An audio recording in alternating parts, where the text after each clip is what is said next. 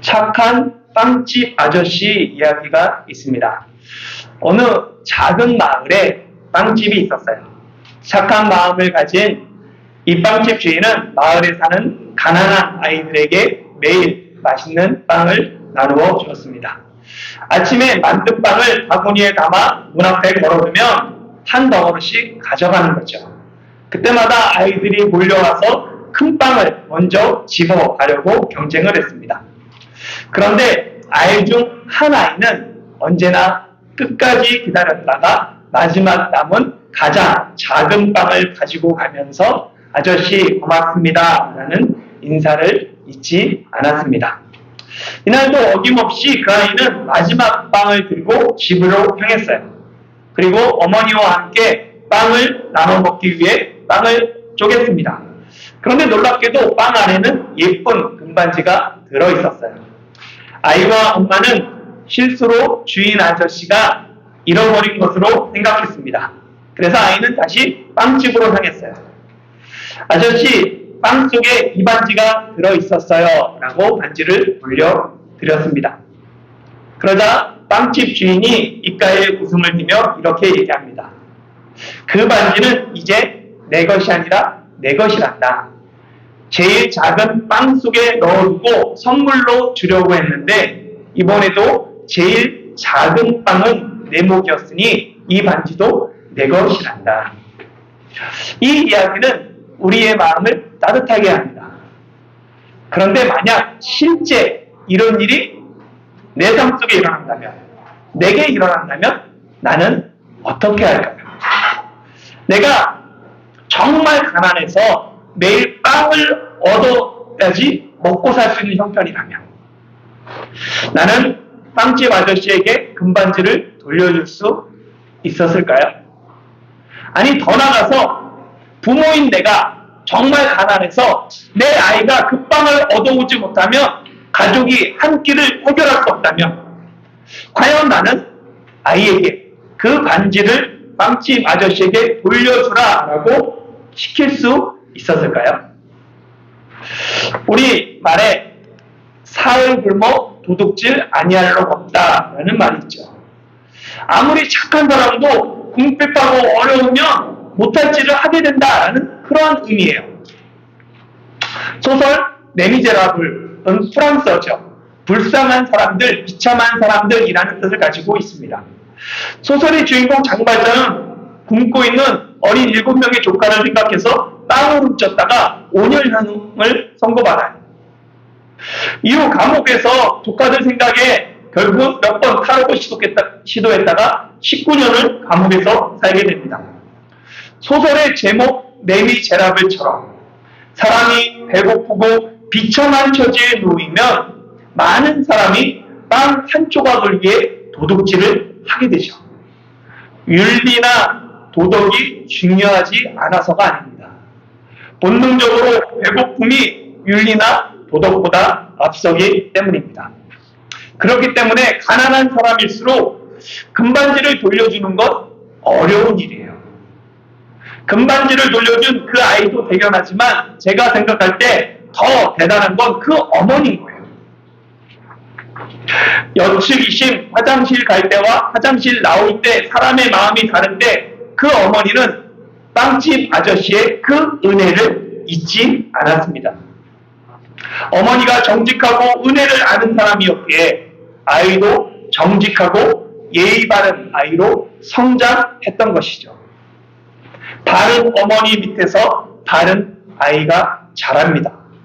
내가 바른 삶, 정직한 삶을 살아야 내 자녀도 바르고 정직한 삶을 살아가게 됩니다. 그래서 우리나라 속담에 그 아버지의 그 아들이라는 그 말이 있어요. 아들의 여러 면을 아버지를 닮은 경우에 그 아버지의 그 아들이라고 이야기하죠. 중국 속담에도 이와 같은 뜻이 있습니다. 요 지프 비오 지즈. 그래서 그 아버지가 있으면 반드시 그 아들이 있다라고 얘기하죠. 맨 밑에 보면 있어요. 이렇게. 근데 이와 같은 말이 전 세계에 있어요. 그래서 다양한 언어로 한국어뿐만 아니라 영어, 일본어, 프랑스어, 스페인어, 아랍어, 몽골어, 베트남어, 타이어, 인도네시아, 러시아, 중국어까지 각 나라마다 이와 같은 말이 있다는 거예요. 왜냐하면 그것이 보편적이기 때문에 그래요. 비슷한 말이 부전자전, 피는 못 속인다 등이 있죠. 부모의 말이나 행동, 습관이나 생활 양식이 자녀에게 그대로 대물림되는 것이 전 세계 보편적인 일입니다. 요즘은 뭐라고 얘기하냐면 붕어빵이라고 표현하죠. 그래서 물고기 모양의 빵을 찍어내면 모든 그 빵이 붕어빵 모양인 것처럼 똑같이 닮은 모습을 오늘날은 붕어빵 닮았다. 저 가족은 붕어빵이야 라고 표현합니다. 오늘 어버이 주일을 맞아 부모가 바른 삶을 살아야 하는 이유가 여기 있습니다. 부모가 모범을 보여야 자녀가 바르게 자라납니다. 진정한 자녀 교육은 가르침만으로 되는 것이 아니라 올바른 부모의 모범을 통해 이루어집니다. 그런 의미에서 오늘 본문에 등장한 야곱은 자식에게 본이 되지 못했어요. 야곱과 그 가정의 이야기가 어버이 주일을 맞이하는 우리에게 여러 생각과 교훈을 줍니다. 한번 복습해 보도록 하겠습니다. 야곱이 베델에서 하나님을 만나 하나님께 세 가지 조건을 걸었어요. 제가 첫째 하면 여러분들 한번 읽어보세요. 첫째, 둘째, 셋째. 이어서 야곱은 또 하나님께 세 가지를 소원합니다. 첫째, 둘째, 셋째,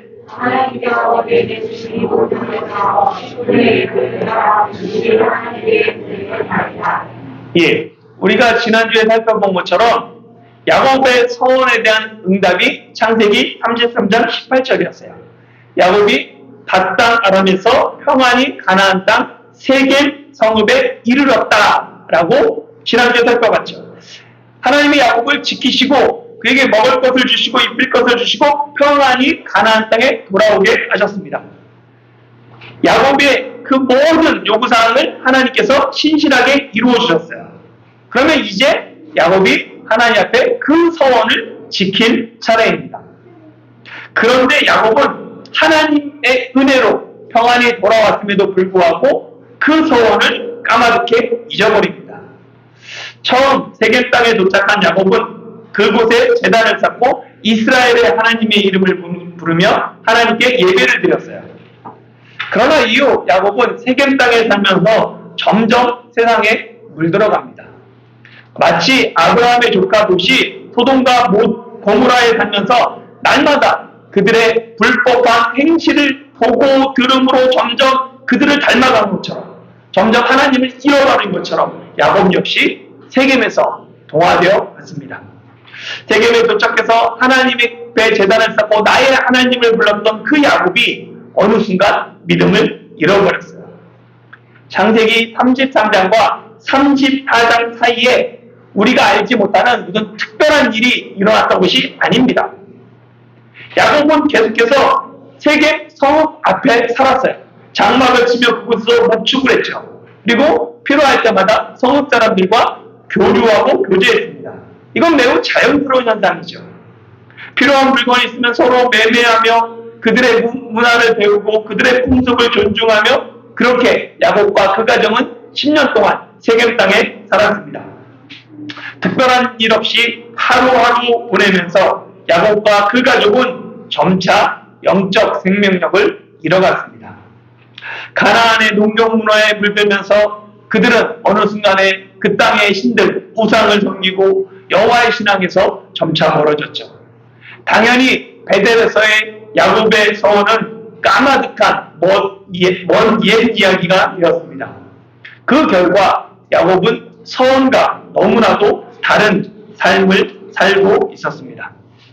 야곱의 서원은 첫 번째, 여호와께서 나의 하나님이 되실 것이다 라는 이 서원이 핵심이에요. 다른 사람은 여호와를 하나님으로 섬기지 않아도 나는 여호와를 나의 하나님으로 섬기겠습니다. 이 핵심적인 서원을 근거로 두 번째, 세 번째가 이루어지는 거죠. 그런데 이 근간이, 이 뿌리가 흔들리기 시작합니다.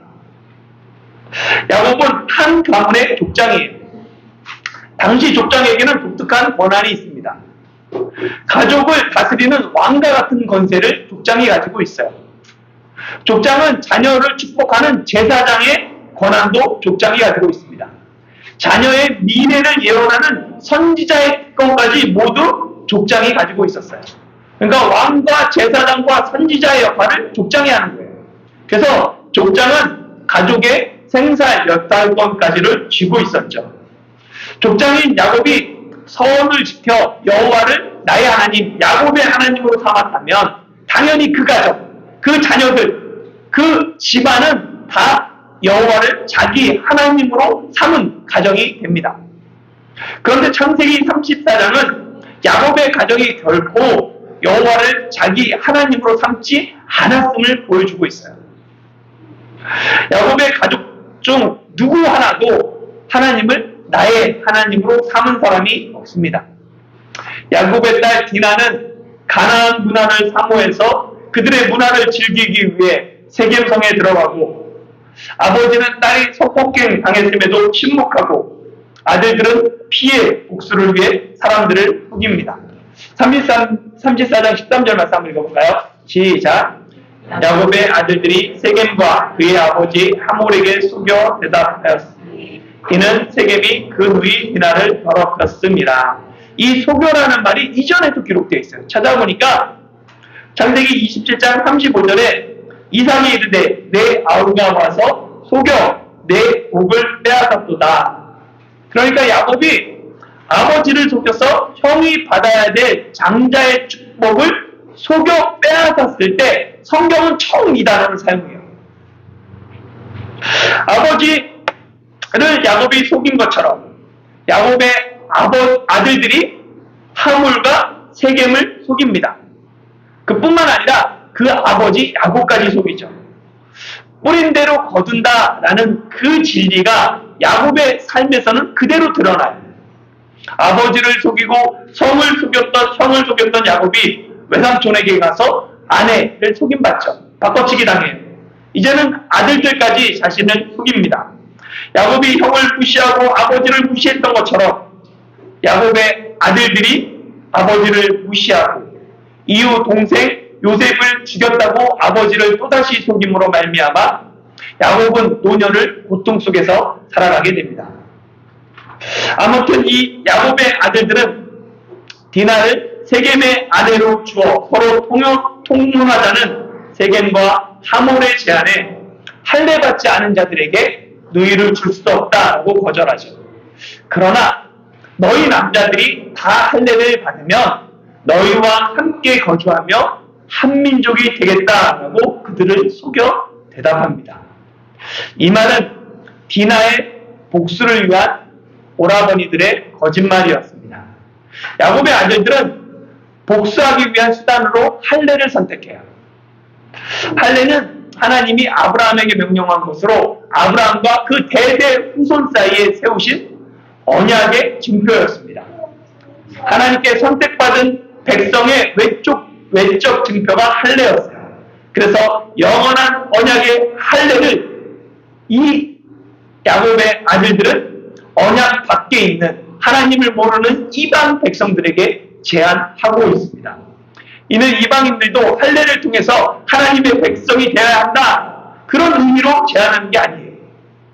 오직 디나의 후치를 갖고 가문의 명예를 회복하기 위한 복수의 수단으로 신성한 그 할례를 이용하고 있을 뿐입니다. 야곱의 아들들에게 여호와의 신앙은, 하나님의 말씀은 그저 허울 뿐이었습니다. 아들들이 여호와의 언약을 가볍게 여기고 하나님이 세우신 의식을 복수의 수단으로 삼고 있는 것, 그것을 야곱이 듣고 있어요. 그런데 야곱은 아들들을 제지하지 않습니다. 이빨 빠진 호랑이처럼 야곱은 아들들이 언약의 상징인 할례를 욕되게 하는 것을 그저 지켜볼 뿐이었습니다. 야곱이 신앙을 잃어버리니까 자녀들은 아예 신앙을 복수의 수단으로 이용합니다. 야곱이 하나님을 찾지 않고 아들들을 의지하니까 아들들 역시 하나님을 찾지 않고 피해 복수를 자기 힘으로 그 일을 행하고자 합니다. 야곱이 아들들에게 사람을 속이고 손해를 입힌 자들에게는 몇 배로 복수해야 된다라고 가르치지 않았을 거예요. 그러나 야곱의 아들들은 너무나 자연스럽게도 상대방을 속이고 피해 복수를 계획합니다. 어린아이들은 거짓말을 하면 티가 나요. 거짓말에 익숙하지 않기 때문입니다. 거짓말이 서툰 사람 어딘가 부자연스러워요. 그러나 이미 거짓말에 익숙하고 남을 속이는 데 익숙한 사람은 거짓말을 해도 티가 나지 않습니다. 야곱의 아들들의 그 말이 얼마나 자연스러웠는지 18절에 보면 그들의 말을 듣는 하몰과 세겜은 그 말을 좋게 여겼다라고 기록하고 있어요. 좋게 여겼다는 말은 선하게 받아들였다는 거예요.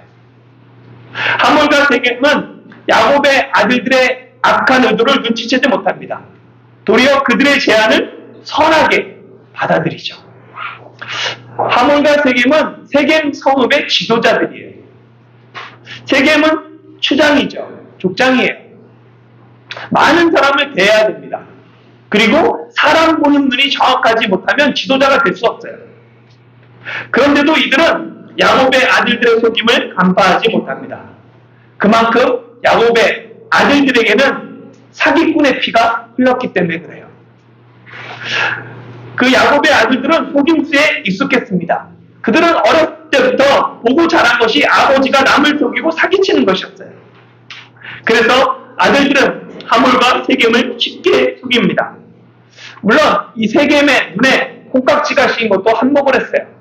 보면 눈에 콩깍지가 씌었다라는 말은 앞이 가려워서 제대로 판단하지 못하는 것을 의미하는 거죠. 특별히 이성에게 눈이 멀어서 다른 판단을 하지 못할 때 눈에 콩깍지가 씌었다라고 표현합니다. 콩깍지가 씌인 세겜은 디나를 사랑했기 때문에 거짓을 알아채지 못합니다. 결국 하몰과 세겜은 성읍에 돌아가서 사람들을 모아다가는 야곱의 아들들의 말을 전합니다. 고대 사회의 성문은 사람들이 모여 중요한 사항을 의논하고 또 공표하는 장소였어요. 세겜과 하몰은 성읍 사람들에게 야곱 가문과 한 민족이 되기 위해서는 할례를 받아야 한다라고 이야기하면서 마지막에 그들의 본심, 사람들의 욕망을 부채질하는 말을 합니다. 그들과 우리가 한 민족이 되면 그들의 가축과 재산과 모든 짐승이 우리의 소유가 될 것이다 라고 말하죠. 그러니까 하몰과 세겜은 사람들의 탐심, 욕심을 자극합니다. 세겜이 디나와 결혼하고자 했던 것은 단지 사랑 때문이 아니에요. 그 밑바탕에는 야곱의 재물에 대한 욕심이 있었습니다. 그것이 드러나는 것이죠. 탐심의 마음을 빼앗기면 제대로 물불을 가리지 못하고 사리를 제대로 분분하지 못합니다. 그래서 성읍에 출입하는 모든 사람이 하몰과 세겜의 말을 듣고 할례를 받습니다. 할례 후 3일째 되는 날이 염증과 고열로 인한 통증이 가장 심할 때죠. 거동하지 못할 그때 디나의 친오빠였던 시므온과 레위가 몰래 성읍을 기습합니다. 고통 중에 괴로워하는 남자들을 칼로 모두 다 죽여버려요. 그리고 나머지 다른 아들들은 시체가 가득한 그 성읍을 적극적으로 노략질합니다. 양과 소와 나귀와 성읍에 있는 모든 것들, 뿐만 아니라 들에 있는 것들, 그들의 모든 재산을 빼앗습니다. 아버지를 잃고 남편을 잃고 슬픔 가운데 부르짖는 자녀들과 아내들을 사로잡아요. 그 집안의 물건까지 모두 약탈합니다. 이 모든 일이 디나에 대한 복수라는 이름으로 이루어졌습니다. 성경은 복수를 위해 사람이 얼마나 잔인해질 수 있는지를 야곱을 통해 그 아들들을 통해 보여줍니다. 내가 당한 것보다 상대방에게 더 크게 해를 입히는 것, 그것이 당연한 시대였어요. 그런 시대 가운데 하나님은 이스라엘 자손에게 눈에는 눈, 이에는 이라는 율법을 주십니다. 이를 동해보복법이라고 얘기하죠. 내가 받은 피해만큼만 상대에게 보복하는 이 법은 더 보복하지 말아라. 더 잔인해지지 말라는 최소한의 안전장치였습니다. 이를 예수님께서는 뭐라고 말씀하시냐면 누구든지 내 오른뺨을 치거든 왼뺨을 돌려대라. 내 속옷을 가지고자 하는 자에게는 겉옷까지도 내어주며 억지로 오리를 가게 하면 심리를 동행하라 라고 말씀하셨습니다. 사회의 질서를 유지하고 보복의 악순환을 끊기 위한 이 동해보복법을 예수님은 아예 사랑의 선순환으로 바꾸라라고 명령하셨어요. 오늘날 우리에게 필요한 것, 그리스도인에게 필요한 것, 교회에 필요한 것이 세상을 뛰어넘는 하나님의 말씀이에요. 구약시대 율법과 신약시대 예수님의 가르침은 당시 사회의 기준을 훨씬 뛰어넘는 획기적인 가르침이었습니다. 하나님은 당시 사람들이 상상하지도 못하고 생각지도 못하고 그 하나님 나라를 우리에게 명령하시고 가르쳐 주셨어요. 그 하나님의 말씀은 지금도 살아서 우리 가운데 역사합니다. 이제 우리가 이 땅에 하나님 나라로 살아가야 돼요. 하나님 나라를 보여줘야 됩니다. 이 세상을 하나님의 나라로 만들기 위한 위대한 비전, 그 비전은 내 가정을 하나님의 가정으로 바로 세우는 것에서부터 시작됩니다. 역사와 개인의 삶 가운데 일어난 단순한 행복과 그 사건들을 단순히 행복과 사건으로 보지 마십시오. 그 기준으로 판단하지 마세요. 그 사건을 통해 하나님을 만나고 그 하나님을 만남 통해서 그 사건의 진정한 의미를 깨닫는 것, 그것이 신앙입니다. 그것이 믿음입니다. 하나님은 이 디나의 불행한 사건을 마주하는 그 야곱과 그 가정이 아버지 야곱으로부터 그의 자녀들 아들들까지 모두 스스로 돌아보는 계기가 되기를 원하셨어요. 하나님은 이 사건 앞에 온 가족이 한 마음으로 하나님께 부르짖으며 하나님의 얼굴을 구하기를 원하셨습니다. 그런데 야곱은 사건 앞에서 하나님이 아닌 장성한 아들들을 의지합니다. 심지어 야곱은 마지막에 뭐라고 얘기하냐면 시므온과 레위에게 나는 수가 적은즉 나와 내 집이 멸망하리라 라고 말해요. 이 말의 의미는 뭐냐면 야곱이 마지막까지 의지한 것이 수였다는 거예요. 사람의 수였다는 거예요. 내가 힘이 없기 때문에 지금 가나안 족속과 브리스 족속에게 멸망당하는 것, 철저한 세상의 기준으로 마지막까지 판단하고 있었다는 것입니다. 내가 힘이 없어서 죽게 되었다. 내가 힘이 없어서 문제를 해결하지 못한다는 그 말은 하나님을 의지하지 않고 세상을 의지했던 야곱의 불신앙을 드러냅니다. 문제 앞에서 야곱은 끝까지 하나님을 구하지 않고 자신의 힘을 계산하며 의지했습니다. 야곱의 아들들 역시 마찬가지입니다. 그들은 디나의 일로 근심하고 가문이 모욕당함에 심히 분노했어요. 그러나 그들은 문제 앞에서 분노했지만 하나님을 찾지는 않습니다. 도리어 세겜과 하모를 속여 언약의 징표인 할례를 이용해서 세겜 성읍의 모든 남자들을 다 죽이고 그들의 재물과 자녀와 아내까지 약탈했습니다. 야곱의 아들들은 하나님의 사랑, 아니 인간으로서는 차마 할 수 없는 잔인한 만행을 저질렀습니다. 결국 야곱의 아들들은 그들의 만행을 책망하는 야곱에게 그가 우리 노이를 창녀같이 대함이 옳으니까 라며 오히려 야곱에게 대들었습니다. 야곱의 신앙이 무너지니까 자녀들의 신앙까지 철저하게 무너졌습니다.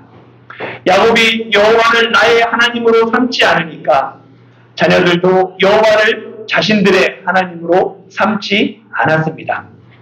신앙을 잃어버린 야곱은 아들들에게까지 무시당하며 창세기 34장이 끝이 납니다. 사랑하는 성도 여러분, 가정은 하나님의 말씀을 보존하고 계승하는 가장 중요한 통로입니다. 가정을 통해 하나님의 말씀이 대를 이어서 계승되어 가죠. 특별히 야곱의 가정은 단순히 하나님을 믿는 가정의 의미를 넘어섭니다. 지금까지는 아브라함, 이삭, 야곱으로 이어져 내려왔던 그 구원의 계시가 앞으로는 한 가문이 아닌 한 민족, 이스라엘 12지파로 야곱을 통해 확대되기 때문입니다. 그런데 구속사의 확장에 가장 중요한 가교 역할을 해야 할 그 야곱과 그의 아들들의 신앙이 철저하게 무너져 버렸습니다. 왜 그들의 신앙이 이처럼 비참하게 무너졌을까요? 야곱이 가나안 땅으로 돌아와서 하나님을 잊어버렸기 때문입니다. 매일 반복되는 일상 속에서 야곱은 여호와의 신앙을 잃어버리고 점차 가나안 문화에 동화되었습니다. 그 결과 야곱뿐 아니라 그 아들들까지 모두 여호와의 신앙을 잃어버렸습니다. 오늘 어버이 주일을 맞아 다시 한번 주님의 부르심을 생각합니다. 아버지가 살아야 가정이 산다는 아버지 학교 표어처럼, 어머니가 살아야 가정이 산다는 어머니 학교의 표어처럼, 내가 바로 서야 가정이 바로 섭니다. 내가 하나님 앞에서 바르게 살아가야 내 자녀들도 하나님 앞에서 바르게 살아갈 수 있습니다.